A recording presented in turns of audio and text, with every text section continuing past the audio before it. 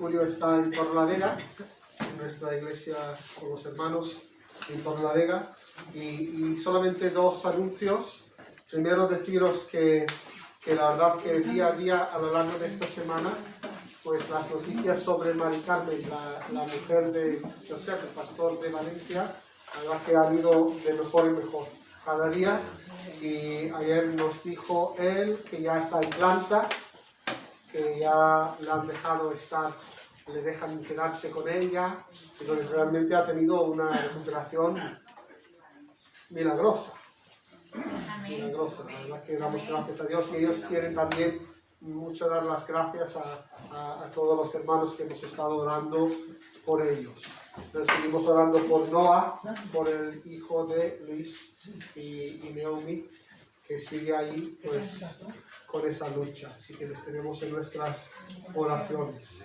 También deciros que un pequeño cambio a lo que anunciamos la semana pasada de la escuela bíblica, por razones logísticas de la propia escuela, pues es que como ellos también están un poco ajustándose a todo el tema del COVID, y pues el curso va a empezar más adelante. ¿Vale? Entonces vamos a seguir dando la información, y ya tenemos un poco más de información, y como dijo el pastor Julio la semana pasada, pues que lo bueno que es estudiar y prepararse para servir al Señor. Entonces si necesitas información, pues por favor dínoslo y os vamos explicando cómo va a ser y cuándo va a ser la fecha provista para comenzar. ¿Vale? Bueno, vamos a abrir la palabra de Dios en esta mañana en el libro de Romanos, la carta de San Pablo a los Romanos, en el capítulo 1. Y por el tiempo que tenemos, no podemos leer todo el capítulo, que es una pena. En realidad lo que siento en mi corazón compartir se basa sobre todo en un versículo, en dos versículos. Entonces, pues vamos a leer desde el versículo 18. Y vamos a leer de Romanos capítulo 1, del 18 al 25. Dice así, Romanos 1, versículo 18. Porque la ira de Dios se revela desde el cielo contra toda impiedad e injusticia de los hombres, que con injusticia restringen la verdad. Porque lo que se conoce acerca de Dios es evidente dentro de ellos, pues Dios se lo hizo evidente. Porque desde la creación del mundo, sus atributos invisibles, su eterno poder y divinidad, se han visto con toda claridad, siendo entendidos por medio de lo creado. De manera que no tienen excusa. Pues aunque conocían a Dios, no le honraron como a Dios, ni le dieron gracias, sino que se hicieron vanos en sus razonamientos, y su necio corazón fue entenebrecido. Profesando ser sabios, se volvieron necios y cambiaron la gloria del Dios incorruptible por una imagen en forma de hombre corruptible, de aves, de cuadrúpedos y de reptiles. Por consiguiente, Dios los entregó a la impureza en la lujuria de sus corazones, de modo que deshonraron entre sí sus propios cuerpos, porque cambiaron la verdad de Dios por la mentira, y adoraron y sirvieron a la criatura en lugar del Creador, quien es bendito por los siglos. Amén. Amén. Y vamos a leer hasta que Dios bendiga su palabra. Iba a comenzar haciéndote una pregunta, igual te puede chocar un poco. ¿Tú te consideras una persona idólatra? Oh, vaya pregunta. Pues si yo preguntara en esta mañana, ¿te consideras una persona maja? ¿Te consideras una persona cumplidora? Incluso ¿te consideras una persona cristiana? Nos parecerían preguntas más comunes, más normales para hacer, igual en este aforo. Yo sé que casi todos nosotros somos conscientes que somos pecadores, pero pecadores salvados por la gracia de Dios. Pero, ¿idólatras? ¿Qué es realmente un idólatra? Pregunta clave. ¿Qué es ser idólatra? El texto que hemos leído, y como he dicho antes, hemos leído unos versículos, no solamente que forman parte de un capítulo, sino que forman parte de una carta que Pablo escribió a la iglesia de los romanos. Y realmente, si sacamos esto del contexto de toda la carta, nunca llegaríamos a adivinar cuál es el mensaje central de la carta a los romanos. El mensaje central es que nosotros podemos tener una relación con Dios puramente por su gracia.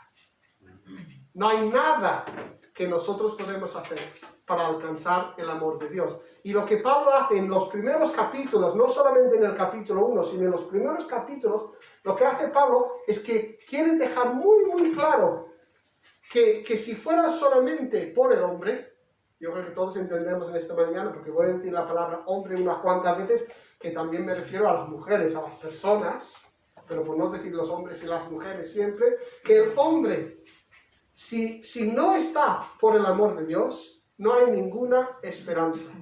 Entonces, en estos primeros capítulos, Pablo deja esto bien claro, pero después coge, por así decirlo, carretera y habla de la grandeza del amor de Dios. Y claro, en este pequeño pasaje que nosotros hemos leído, dice Pablo claramente que las personas, pudiendo conocer a Dios a través incluso de lo creado, es muy interesante este texto, porque dice que claro, es que no hace falta ni siquiera saber la teología para poder reconocer que Dios existe y que Dios es bueno, solo hay que mirar la creación. Dios es grande, Dios es maravilloso, pero lo que Dios ha dado para que nosotros le podamos conocer, nosotros nos hemos equivocado y nos hemos fijado en lo creado en lugar de fijarnos en el Creador. Y así hemos creado una imagen equivocada de lo que es Dios y de lo que es el centro de la vida. Hay dos versículos claves en lo que hemos leído que es un poco donde me he sentido inspirado para compartir esto en esta mañana. En el versículo 23 dice que las personas cambiaron la gloria del Dios incorruptible por una imagen en forma de hombre corruptible, de aves, de cuadrúpedos y de reptiles. Y entendemos aquí que Pablo está haciendo referencia a que desde tiempos antiguos las personas han creado imágenes y han decidido adorar a las imágenes en vez de tener una relación con el Dios vivo, el Dios incorruptible. Y lo que dice después en el 25, cambiaron la verdad de Dios por la mentira y adoraron y sirvieron a la criatura en lugar del Creador. Y esto, para mí, es la definición perfecta de lo que es ser idólatra. ¿Vale? Antes de dar esta pequeña introducción, os he dicho qué significa ser idólatra. Es poner otra cosa en el lugar reservado al Señor.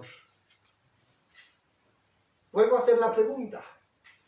¿Te consideras una persona idólatra? Pones cosas en lugar. Hay un lugar reservado en tu vida que solamente lo debe ocupar el Señor. Tú a veces colocas a otras cosas, a otras personas en ese lugar. Claro, antes de convertirnos, claro, igual a veces ya no usamos tanto esa palabra, ¿no? Convertirnos, la conversión, pero reconocemos que antes de ser cristianos, antes de responder ese amor de Dios, por naturaleza, todos nosotros éramos idólatras. Vivíamos sin tener a Dios en su lugar. Ahora Cristo es el centro. Aleluya. Amén. Cristo es el centro, pero eso no significa que no hay una batalla que se libra entre esas dos naturalezas.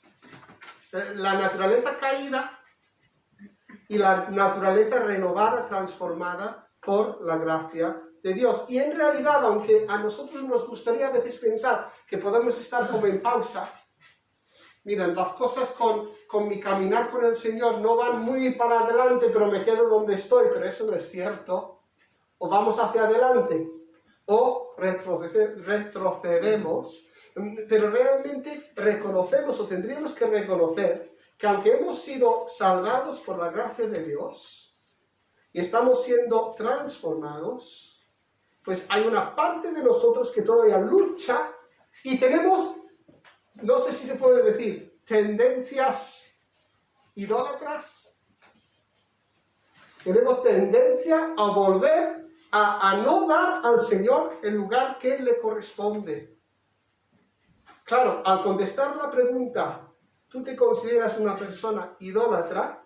Lo primero que nos sale decir es, mire, yo no soy como aquellos que tienen ídolos, como aquellos que tienen estatuas, como aquellos que veneran. Pero, hombre, cuidado con eso siempre, porque nuestra forma de definir lo que somos nunca se tendría que basar en lo que hacen otros, como para justificarnos. ¿Os acordáis? En aquel momento, esto sale en Lucas capítulo 18, cuando un fariseo oraba en el templo y había un cobrador de impuestos. En la cultura de ese momento, lo peor de lo peor, ¿no? Un traidor del pueblo, orando también, y el fariseo se pone en pie y dice, gracias Señor que no soy como aquel. Y claro, es un texto que el Señor habla de la actitud del corazón, porque el cobrador de impuestos dice, apiádate de mí que soy pecador. Y entonces, claro, que nunca nuestra definición de quiénes somos se base en lo que hacen o lo que no hacen los demás, que sea lo que nosotros sabemos que es correcto.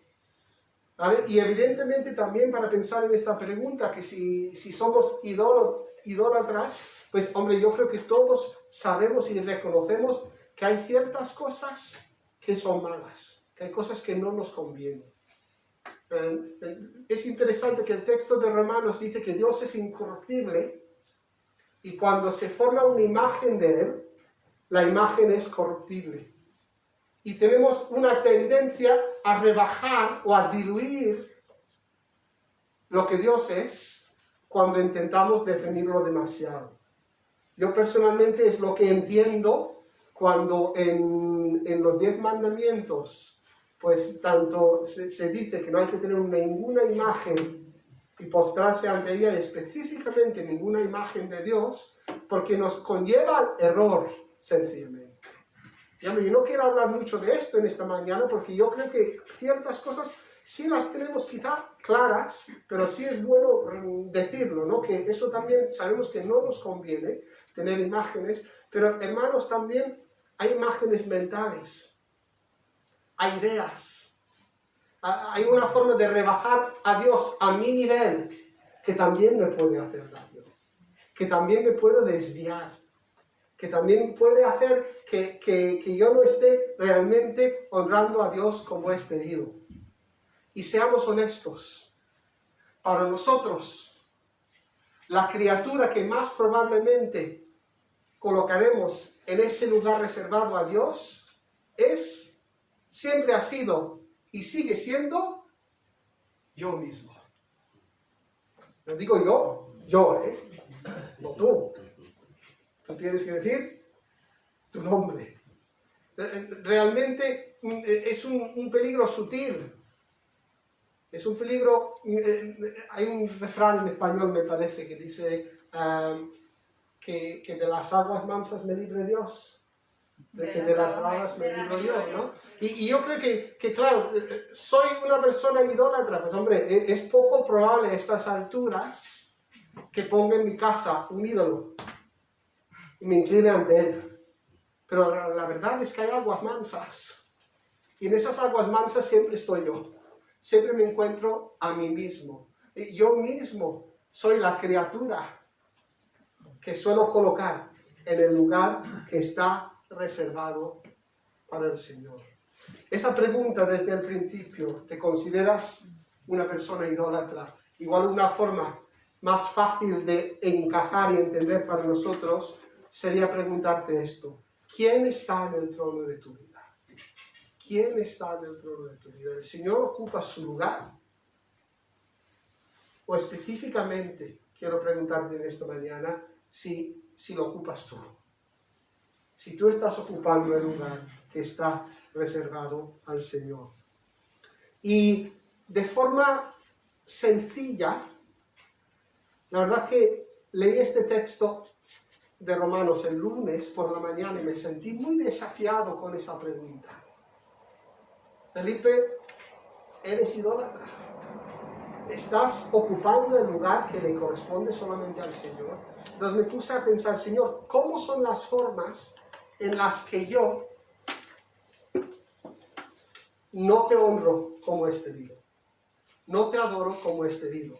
Y tengo tres cosas, y como casi siempre, son cosas que están un poco solapadas. Es difícil saber dónde uno empieza y el otro termina. Pero a mí me ha ayudado en esta semana pensar en esto, hacer como un examen de conciencia de mi vida y intentar arreglar algunas cosas con el Señor.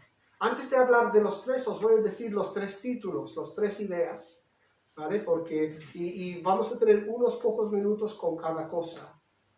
Yo para mí, la primera cosa que hace que yo no rinda el culto, la adoración al Señor que es debido, es cuando no le obedezco, al desobedecer a Dios. La segunda cosa es cuando cedo ante el temor al hombre. Y la tercera cosa es al tener las prioridades equivocadas en mi vida. La desobediencia, el temor al hombre y prioridades equivocadas. Cosas que, al menos en mi vida, pues hacen peligrar mi culto de adoración al Señor. Entonces vamos a hablar unos minutos de cada uno. Primera razón por la que es fácil que nosotros nos volvamos idólatras. Es fácil que nosotros no adoremos a Dios como es debido, es cuando sencillamente le desobedecemos. No hacer caso de lo que Dios ha dicho es una clara señal de que a veces pensamos que podemos seguirle de cualquier manera. De que da igual. Hay unas cosas que a mí me encantan como profesor. Estamos en época de exámenes. Entonces, claro, en los exámenes no hay que copiar. ¿Lo sabíais? No os pregunto si lo hacíais o no, ¿eh? Pero sabéis que no se puede copiar en los exámenes. Pero es normal que los alumnos a veces tienen algunas ideas en la cabeza. La primera idea que pueden tener los alumnos es que si no me pillan... Otra cosa que es parecida es que a veces los alumnos pueden pensar, si no me dicen nada, que ponen la responsabilidad en el profesor. Y a veces me recuerda un poco de cómo yo llego a vivir mi vida cristiana. Si no me pillan, puedo hacer lo que me da la gana. Cuidado, no estoy hablando necesariamente de cosas terribles, aunque todos somos capaces de cosas terribles. Estoy hablando de las cosas que estropean mi vida de adoración, que hace que Dios no esté en su sitio. Si no me pillan, no pasa nada. Si nadie me dice nada, tengo vía libre. Y hermanos, eso es una cosa, una actitud equivocada. Nosotros desobedecemos a Dios de forma general, de forma gradual y de forma puntual. ¿Qué quiere decir con esto? A veces es que nosotros sabemos puntualmente que hay algo que no debemos de hacer y sin embargo no hacemos caso. Y claro, cuando no hacemos caso de forma puntual, poco a poco, de forma gradual, se va estableciendo comportamientos en nuestra vida hasta que lleguemos a desobedecer de forma general y que nos parezca normal. Hermanos, no debe de ser así. Estaba pensando durante algunas de las canciones que hemos cantado y también han orado tanto Dani y María Elena y en los dos casos han declarado que Dios lo es todo, que Dios lo sabe todo, que Dios tiene poder sobre todo. Y claro, la pregunta es, si yo sé que eso es verdad, ¿por qué me cuesta tanto obedecerle? Evidentemente hay una lucha. Hay una lucha. Claro, me hizo pensar un poco en ese momento cuando Jesús estaba luchando en el huerto de Getsemaní y él dice, Señor, si puede pasar de mí esta copa, pero dice una frase clave para nosotros, pero no mi voluntad, sino la tuya. Hermanos, para obedecer a Dios, tenemos que estar dispuestos a decir, no todos los días, sino muchas veces a lo largo de cualquier día, en frente de muchas circunstancias y situaciones, Señor, no mi voluntad, sino la tuya. Todo el consejo de Dios nos dice que lo que Dios, cuando digo todo el consejo de Dios, hablo de la Biblia, ¿no? Pablo dice esa frase tan bonito y tan desafiante a cualquier persona que predica la palabra, dice Pablo, no he rehusado de proclamaros todo el consejo de Dios. Entonces yo siempre pienso en la palabra de Dios, la Biblia, iba a decir esto, claro, estoy usando el iPad. Esto no es el consejo de Dios, hablo de la Biblia que lo llevo dentro, pero todo el consejo de Dios, lo que Dios ha mandado es para nuestro bien. Amén. Es para nuestro bien, eso es un descanso. Pero hay una lucha para obedecer. Fijaos un poco, esto lo vamos a llegar al final, a volverlo a decir. Jesús llegó a decir, no mi voluntad, sino la tuya. ¿Dónde estaba Jesús cuando lo dijo? No hablo del lugar físico, ahora lo hablamos, ahora lo hablamos al final. Y otra cosa para terminar este punto, ¿qué es el pecado? ¿No? Porque hemos hablado de desobedecer a Dios. Hombre, a mí me gusta mucho la definición de pecado que más me ayuda. Igual es la definición de Santiago. En la carta de Santiago, que es una carta universal, quiere decir a todos los cristianos, no a una iglesia en particular, sino a todos los judíos dispersados por el mundo en aquel momento. Y él dice, el que sabe hacer lo bueno y no lo hace, es pecado. Es decir, yo creo que ya nosotros sabemos lo suficiente para saber lo que Dios pide de nosotros. Pero no hacer caso a Dios, no hacer caso a lo que ha dicho, es una clara señal de que Él no ocupa el lugar que le corresponde en nuestra vida. Una segunda cosa que me vuelve otra vez idólatra, es cuando cedo ante el temor al hombre. ¿Qué es el temor al hombre? Yo diría que la definición es, yo no hago siempre lo que debo porque me da miedo lo que piensan los demás. Me da miedo lo que digan los demás. Me da miedo lo que vayan a hacer los demás. ¿Quién sufre con esto? Un poco. Qué suerte tenéis. Que casi nadie. Yo creo que es una cosa normal. Todos tenemos una lucha con lo que piensan los demás. Y Proverbios dice que el temor al hombre es una trampa. Precisamente es un versículo de Biblia dice que temer lo que piensan los demás es una trampa. Pero yo creo que es una trampa que nosotros tenemos cierta predisposición a caer en ella. Porque dice la palabra de Dios que fuimos creados para temer a Dios. Entonces yo creo que tenemos una capacidad y una necesidad de temer a Dios. Entonces, si Dios no está en su sitio, si mi vida gira alrededor de mí mismo en vez de alrededor de Dios, pues una de las cosas que pasa y que no me conviene para nada es que en vez de temer a Dios, temeré a lo que piensen los demás. Realmente temer a Dios significa valorar su opinión por encima de todo. Valorar lo que Dios dice por encima de todos los demás. Hay un caso que siempre me gusta recordar en la Biblia, un caso del rey Saúl, el primer rey de Israel. Cuando él hace una serie de cosas que terminan haciendo que él pierda el reinado y pierda el toque de Dios sobre su vida como rey.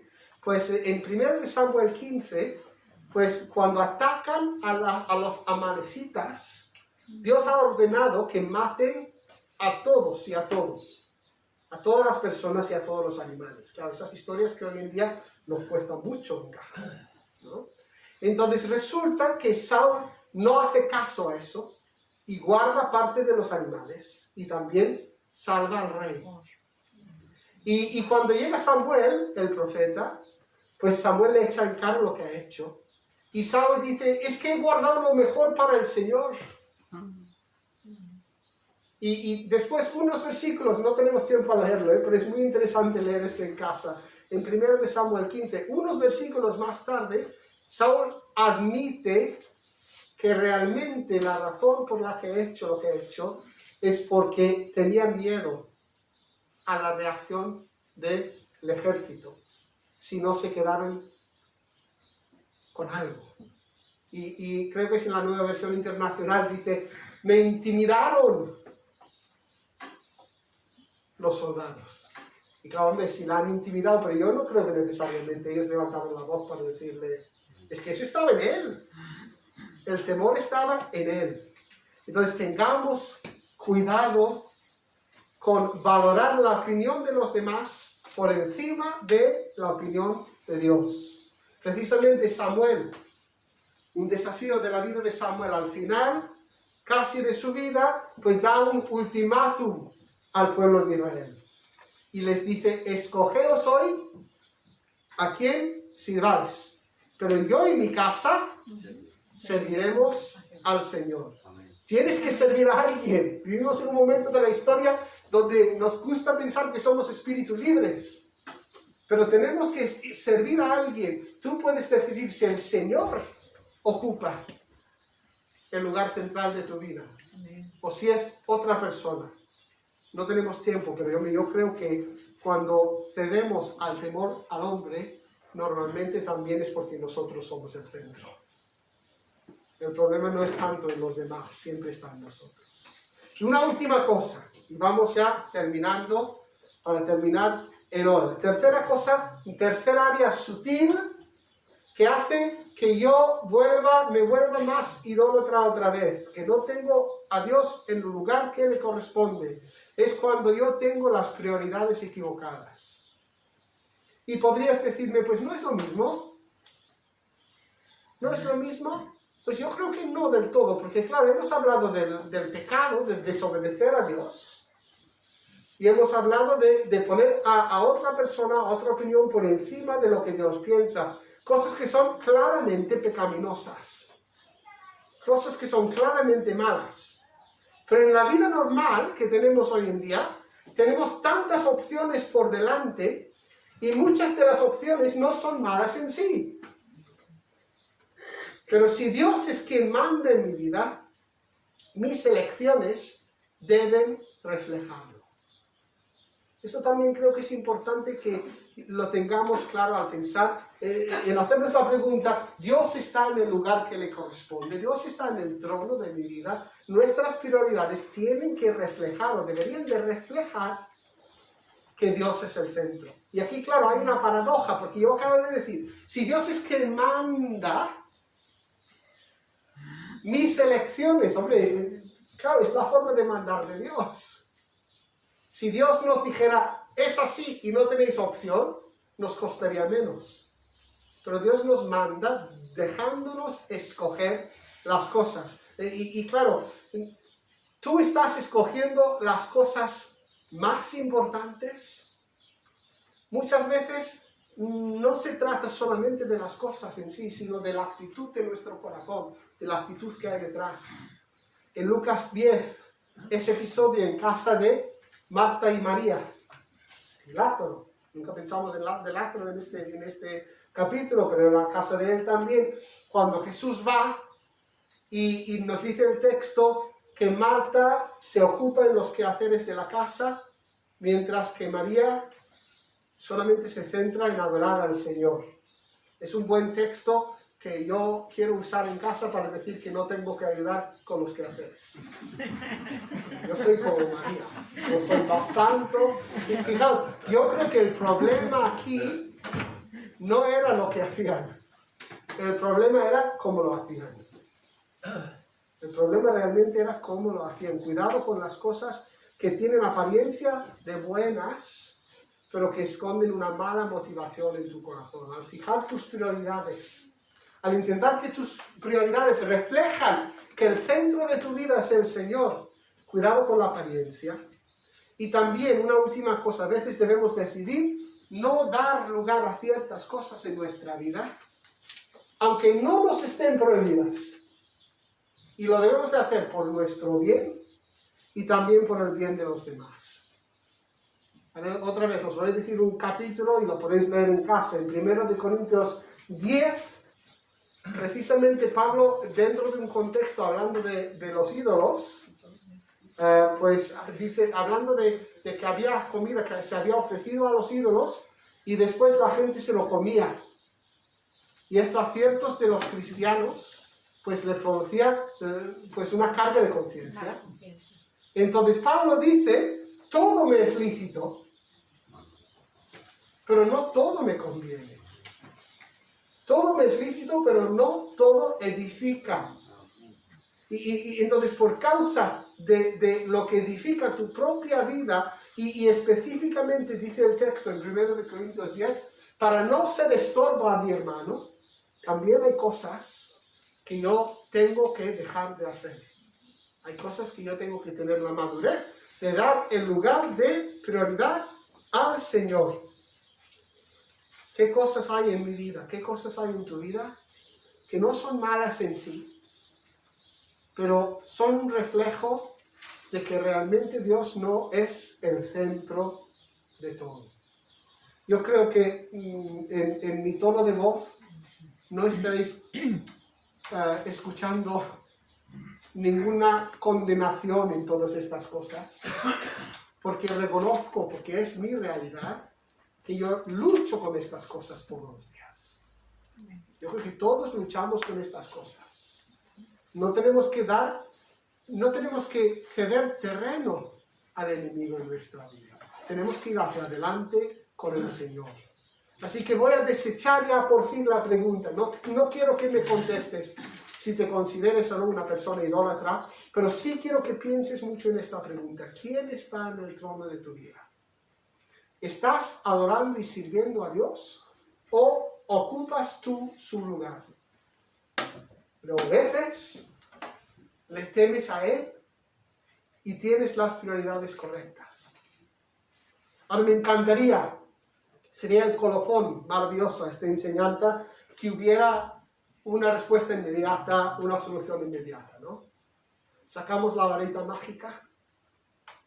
Señor, yo quiero que seas el centro de mi vida. ¡Pum! Maravilloso. Yo creo que no suele ser así. Claro, se ha hecho la pregunta antes. ¿Dónde estaba Jesús cuando llegó a poder decir, no mi voluntad sino la tuya? Y yo me pregunto, ¿cuánto tiempo llevaba él luchando con lo que iba a pasar? Seguramente tiempo, Pero cuando él llegó a decir, no mi voluntad sino la tuya, estaba precisamente en la presencia de Dios. Y donde se libera estas batallas, donde se libera esta batalla, donde estas áreas sutiles, donde conseguimos superar un poco entregando todo al Señor, es precisamente en su presencia. Hay una canción antigua, ¿os acordáis? Jesús, te adoramos, exaltamos a nuestro Rey. Seguramente los que estamos aquí en el primer culto, casi todos lo recordamos. Y dice, en tu presencia me gozaré, en tu presencia me llenaré. Ven Jesús y ocupa tu lugar. Y por el momento, el Señor solo va a ocupar el lugar que le corresponde en nuestro corazón cuando nosotros le invitamos. No nos fuerza, nos invita. Entonces, si tú reconoces en esta mañana que cosas que hemos compartido, pues que son ciertos también para ti y que hace falta, pues con la ayuda del Señor, arreglar algunas cosas, ten por cierto que va a ser en su presencia. Va a ser al estar tú cerca de Él, donde vas a volverte a enamorar o enamorarte más de quién es el Señor. Y vas a rendir tu vida más y entregar tu vida más a Él. Y en esta mañana vamos a terminar con una oración. Os voy a invitar a que os pongáis en pie. Y sencillamente lo que os he dicho, no hay una palabra mágica para estas cosas, pero creemos firmemente que el Espíritu Santo puede sellar esta palabra en nuestro corazón y puede hacer que se haga realidad en nuestra vida. Así que vamos a orar para despedir el culto. Padre, gracias Señor por este día. Gracias porque en la alabanza hemos declarado que tú eres Dios Todopoderoso, que no hay nadie que tenga tu poder, que tenga tu bondad. Padre, y nosotros una vez más, Padre, queremos someternos a tu verdad, Señor. Padre, yo te pido por cada uno de mis hermanos, no solamente en las cosas que hemos hablado, porque yo estoy seguro que tu Santo Espíritu, al hacernos esta pregunta, ¿quién está en el trono de mi vida? Tú vas a traer cosas diferentes a la mente de cada uno. Y Padre, que seamos dóciles, que seamos obedientes, que seamos capaces de decirte, como dijo el mismo Jesús, no mi voluntad, sino la tuya. Padre, yo bendigo tanto a los que estamos aquí reunidos como los que van a seguir este culto, Padre, por las redes sociales, Padre, los que formamos parte de tu congregación aquí. Padre, yo bendigo a cada uno en el nombre de Jesús. Y Padre, que vivamos al máximo el ser hijos tuyos. Y Padre, juntos, Señor, para terminar, te pedimos una vez más, en especial por Noah, por sus padres, sus hermanos. Padre, no hay nada difícil para ti, no hay nada imposible. Padre, está tú con ellos y te seguimos pidiendo, Señor, que tú les sanes de esta enfermedad. Amén. En el nombre de Jesús. Amén. Amén. Amén. Amén. Amén, hermanos. Que el Señor te bendiga mucho. Nos vemos. Hay culto el miércoles, no hace falta apuntarse. Y Dios bendiga.